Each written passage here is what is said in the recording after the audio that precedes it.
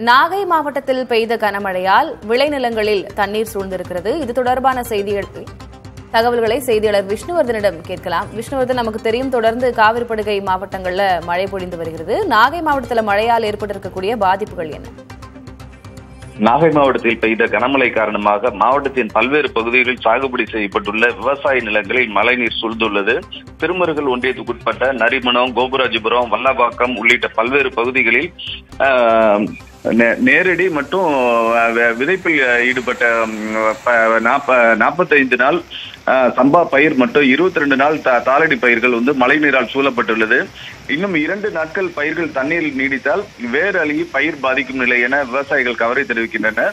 500க்கும் மேற்பட்ட ஏக்கரில் மழை நீரால் சூழப்பட்டு பாதிப்பு ஏற்படும் நிலைக்கு முட்டத்து வாய்க்கால், நடுங்கண்ணி வாய்க்கால், பூதங்குடி வாய்க்கால் உள்ளிட்ட வாய்க்கால்கள் சரிவர தூர் வராததே இதுக்கு மழைநீர் வடியாததுக்கு காரணம். இதனாலதான் மழைநீர் சூழ்ந்து பாதிப்பு ஏற்பட்டுள்ளதாக விவசாயிகள் தெரிவிக்கிறாங்க. கடன் பெற்று சாகுபடி பணியில் ஈடுபட்ட தங்கள் பயிர்கள் தண்ணீர் நிற்பதை கண்டு கலங்கு விவசாயிகள் மீண்டும் உருவாகும் காற்றழுத்த தாழ்வு நிலை மற்றும் மழை குறித்த அறிவிப்பினால் கடைமடை விவசாயிகள் கவலையில் ஆழ்ந்துள்ளார்கள். திலகவதி, விவரங்களுக்கு நன்றி விஷ்ணு.